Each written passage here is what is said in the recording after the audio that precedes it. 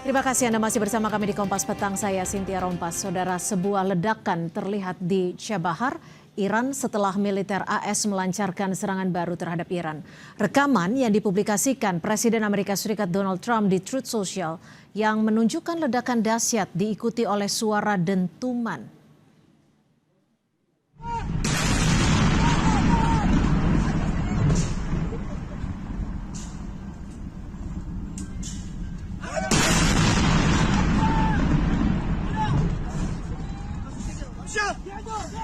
Dalam cuitannya, Trump menuliskan pasukan komando pusat AS telah mulai melakukan serangan tambahan terhadap Iran untuk lebih melemahkan kemampuan mereka, lantaran mengancam kebebasan navigasi di Selat Hormuz.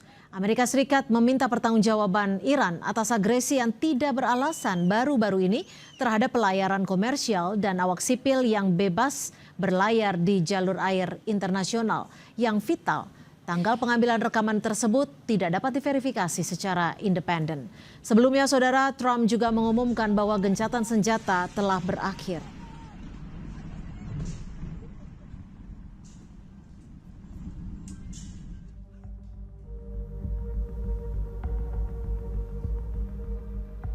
Sementara itu, media Amerika Fox News melaporkan asap mengepul dari pelabuhan Iran setelah Amerika Serikat meluncurkan gelombang serangan baru.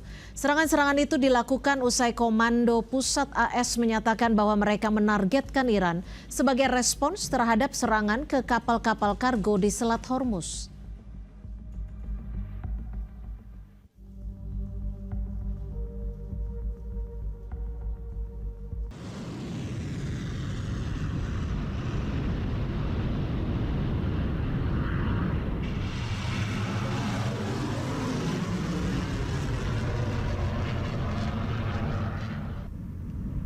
Korps Garda Revolusi Iran merilis rekaman serangan balasan. Rudal diluncurkan ke target AS sebagai tanggapan atas serangan terhadap wilayah Iran.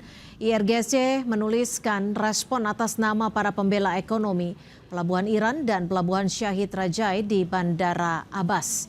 IRGC mengatakan telah menargetkan 85 lokasi infrastruktur militer AS, utama di negara Teluk, termasuk di Bahrain dan Kuwait. Pengumuman itu disampaikan setelah CENTCOM mengklaim telah menyelesaikan gelombang serangan ofensif baru terhadap Iran pada 7 Juli. Sementara Kuwait dan Bahrain mengkonfirmasi bahwa mereka telah mencegat serangan rudal dan pesawat tak berawak Iran pada hari Rabu.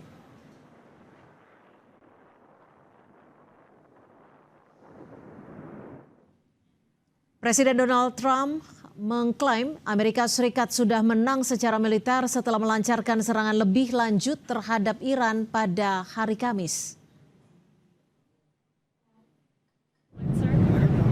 I don't know. Would win it very quickly. It's another way of doing it. We have many ways we can win, but we've already won militarily. They have very little. They have very little left, and they want to make a deal so badly. They called a little while ago. They want to make a deal so badly. I just don't know if they're worthy of making a deal. I don't know that they're going to honor the deal. It's sort of crazy, to be honest with you. They're sort of crazy. They're a little bit out of control, but they want to make a deal badly.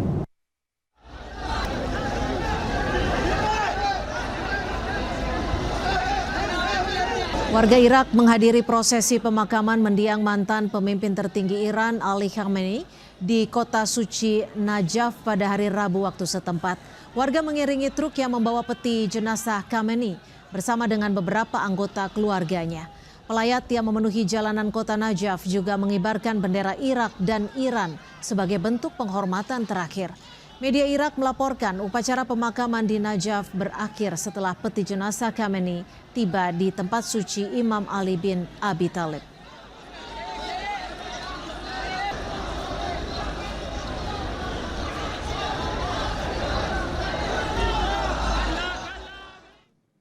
Di tengah proses pemakaman Ali Khamenei, Amerika Serikat kembali meluncurkan serangan ke Iran.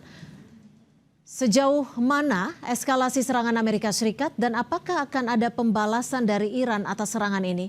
Kita bahas bersama dengan peneliti senior Indo-Pacific Strategic Intelligence Fauzia Cempaka Timur. Mbak Cempaka, kalau kita lihat ada serangan dalam 2 hari belakangan, ini sebenarnya sampai mana eskalasi Amerika Serikat? Apakah akan ada balasan dari Iran terkait hal ini? Betul Mbak Cynthia, betul. Jadi kita lihat memang dari MOU yang ditandatangani tanggal 17 Juni 2026 ini memang sangat rapuh begitu ya. Dan pola ini sebenarnya sangat berulang dari kita lihat pada akhir Juni lalu, penyerangan ke kapal Ever Lovely, lalu saat ini ada pola yang berulang yang dilakukan oleh IRGC dengan melakukan penembakan rudal ke 3, jadi bukan 1 tapi 3 kapal komersial yang yaitu di dekat perairan Oman. Problemnya tentu masih sama dengan ketika penyerangan atau penembakan rudal ke Ever Lovely, yaitu adalah karena kapal tersebut insist atau tetap ingin melewati jalur perairan Oman, Ya. bukan perairan yang ditetapkan oleh Iran begitu. Nah, dalam konteks ini tentu saja yang menjadi masalah adalah perbedaan sudut pandang antara persepsi pelayaran di Selat Hormuz antara Iran dan Amerika Serikat, di mana Iran dalam konteks ini adalah juga menginginkan kapal-kapal tersebut bisa lewat secara bebas tapi di jalur yang ditentukan oleh Iran. Itu yang pertama. Sedangkan oleh Amerika Serikat sendiri, kondisi perjanjiannya adalah jika Hormuz kembali pada saat sebelum perang, yaitu bebas melewati jalur selatan dan utara, Mbak. Jadi ini dua persepsi yang berbeda. Itu penyebabnya dulu ya, Mbak. Sedangkan kalau kita lihat, betul. Tapi gini Mbak Cempaka, kalau mendengar pernyataan ataupun statement dari Presiden Trump, negosiasi berakhir. Apakah ini artinya perjanjian perdamaian dan setiap rencana negosiasi yang ada ini benar-benar berakhir dan tidak akan dilanjutkan? Dan apakah ini artinya pula bahwa Amerika Serikat memiliki jalur alternatif sebagai cadangan? Tentu kalau pertanyaan pertama apakah ini akan bereskalasi, saya akan melihat bagaimana juga pandangan dari anggota NATO. Karena kita harus ingat bahwa saat ini Amerika Serikat tentu juga perlu menunjukkan kekuatan, Mbak. Karena saat ini Amerika Serikat duduk bersama anggota NATO. Dan salah satu hasil yang saya bisa lihat ketika penyerangan Amerika Serikat ke setidaknya 80 target Iran yang dilaksanakan pada tanggal 7 Juli lalu, dan juga bahkan gelombang kedua yang lebih besar 4 hingga 5 kali lipat begitu Mbak di tanggal 8 Juli, ini menunjukkan bagaimana saat ini sudah ada statement mendukung dari negara-negara anggota NATO sendiri, meskipun mereka tidak menyatakan untuk mendukung secara fisik atau militer, tetapi memang dukungan secara verbal setidaknya pada beberapa anggota NATO itu dimiliki. Nah, ini sebenarnya menurut saya juga bagian dari dominance escalation, yang artinya adalah eskalasi dominan yang dimana Amerika Serikat ingin menunjukkan bahwa bukan menjadi pihak yang kalah. Jadi sebenarnya kita tahu bahwa